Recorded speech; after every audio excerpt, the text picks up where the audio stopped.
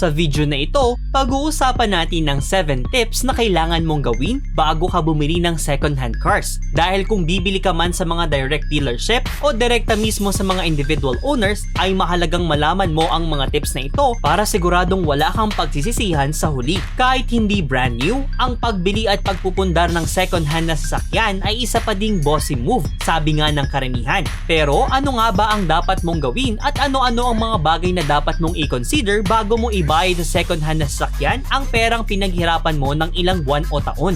Simulan natin sa number 7. Do your research. Bawat isa sa atin ay may mga preferred na modelo ng sasakyan. Ito yung tipo ng mga sasakyan na kapag nakita mo sa kalsada ay talagang maaagaw ang atensyon mo. May mga taong mahilig sa sedan, SUVs, pickups, vans, at compact cars. At kung medyo big time ka, ay maaari kang mahilig sa mga sports at luxury cars. Pero syempre, kung bibili ka ng second-hand cars, ay may mga target models ka na din. Kaya dapat ay alamin mo mismo ang mga engine specifications, interior at safety features, seating capacity, fuel consumption, at spare parts availability ng trip mong sasakyan. Magbasa ka na din ng mga car reviews o di kaya naman ay manood ka ng mga videos gaya ng mga videos na ipinapalabas natin sa channel na ito. Sa panahon ngayon ay marami ng information ang available sa internet. Nandyan na ding online na mga brochure at manuals ng gusto mong sasakyan. Maglaan ka ng sapat na oras dito at basahin mong maigi ang mga impormasyon at history ng mga issues kung meron man para maging handa ka na sa pagbili ng second-hand mong sasakyan. Number 6.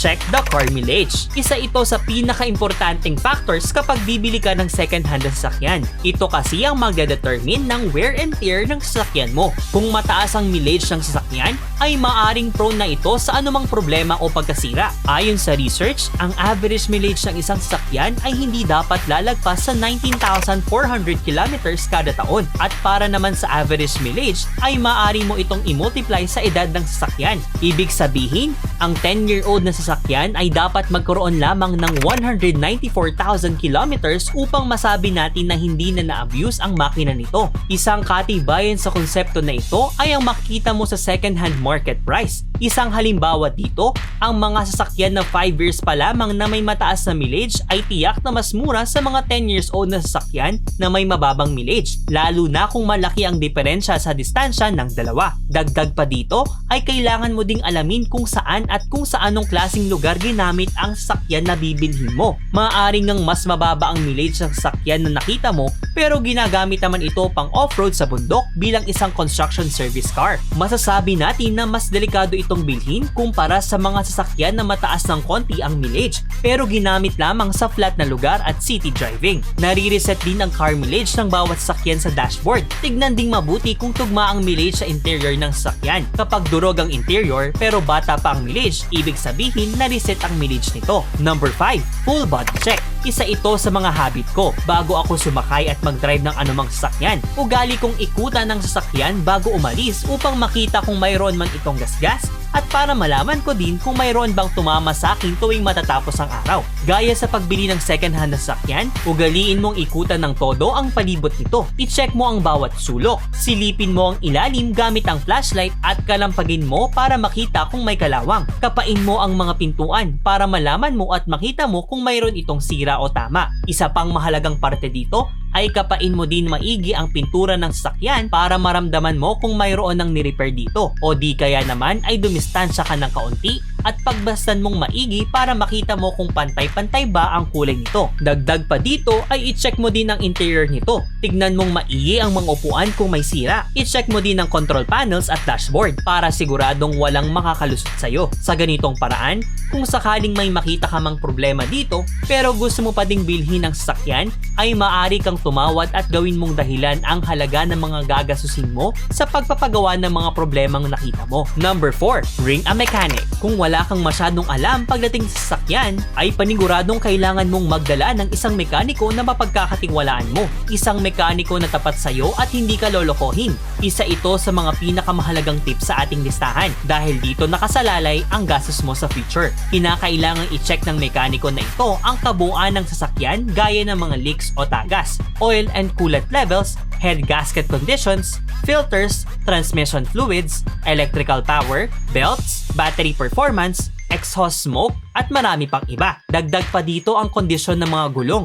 na isa ding mahalagang bagay, lalo na sa isang tao na hindi sanay tumingin at mag-inspeksyon ng sasakyan. Ang mekaniko na ito ang magsasabi sa iyo kung pasado ba ito sa kanya o kung magkano ang maaari mong gastusin sa pagpapagawa kung sakaling tumuloy ka sa pagbili ng isang problemadong sasakyan. Kaya't siguraduhin mong magaling at eksperyensado na ang dadalhin mong mekaniko bago ka bumili ng second-hand na sasakyan para siguradong hindi masasayang ang pera mong pinagpaguran. Number 3, check car papers and history. Siyempre, isa din ito sa mahalagang tip bago ka bumili ng isang second-hand na sasakyan. Sa panahon ngayon ay marami ng mandarambong at manloloko sa ating paligid. Kaya siguraduhin mong hindi ka makakabili ng isang sasakyan na nakaw dahil baka sa kulungan ka na pagising mo. Pagdating sa mga dokumento ay i-check mong maigi ang mga papeles nito, lalo na ang ORCR o ang Official Receipt at Certificate of Registration ng sasakyan. Dapat ay valid at hindi expired ang registration ng sasakyan na bibilhin mo. I-check mo din ang IDs ng taong pagbibilhan mo at siguraduhin mong tugma sa pangalang nakalagay sa OR o CR. At para lalong makasiguro ay maaari mo ding i-check ang credibility ng mga dokumento sa LTO o Land Transportation Office. Kung may sapat na oras ka din naman ay maaari mo ding i-check dito kung mayroon mang criminal o apprehension records ang plaka ng sasakyan na bibilhin mo. Malaking bagay ito upang makaiwas sa anumang abala sa hinaharap. Dagdag pa dito ay maaari ka ding mag-history check sa lugar na pinanggalingan ng sasakyan. Isang halimbawa dito ay noong panahon ng Bagyong Ondoy noong 2009 kung saan daan-daang sasakyan ang nilubog lalo na sa Marikina area. At ilang buwan lamang ang nakalipas ay dinagsa ng mura at halos bago pang sasakyan ang mga second-hand market sa ating bansa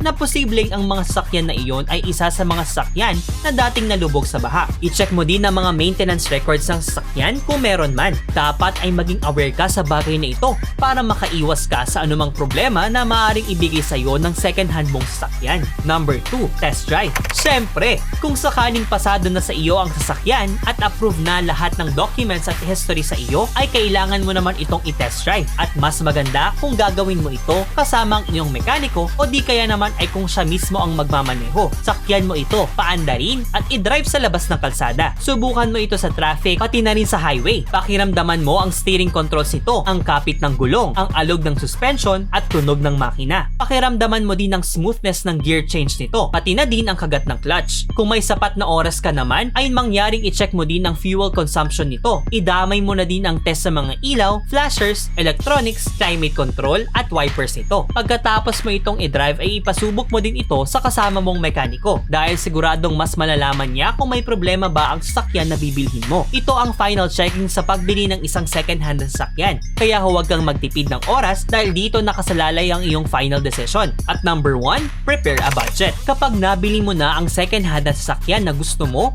ay kailangan mo pa ding maglaan ng budget kung sakaling mayroon mang masira dito. Maaari kang magkaroon ng maliliit na problema dito from time to time. Kaya dapat ay laging handa ang wallet mo. Ito ang pinakamalaking pinagkaiba sa pagbili ng brand new at second-hand na sasakyan. Sa mga brand new cars kasi ay wala kang iintindihin ng halos 5 to 10 years basta tama ang timing mo sa maintenance. Kaya talaga namang ride and drive ka lang. Samantala, sa pagmamaneho naman ng isang second-hand na sasakyan ay lagi mong tatalasan ang iyong pakiramdam. Pakinggan mong mabuti ang tunog nito at pakiramdaman mong maigi kung mayroon mang itong problema. At kung hindi talaga may iwasan, ay dalhin mo ito agad sa isang mekaniko para masolusyonan ang iyong problema at hindi na lumala pa. Pero syempre, para magawa mo ito ay kailangan mo ng pera. Kaya siguraduhin mong kahit papaano ay may backup budget ka para dito. Mag-like at subscribe na for more contents na katulad dito. Meron din kaming mga products at merch. Yung links nasa description. Salamat sa panonood!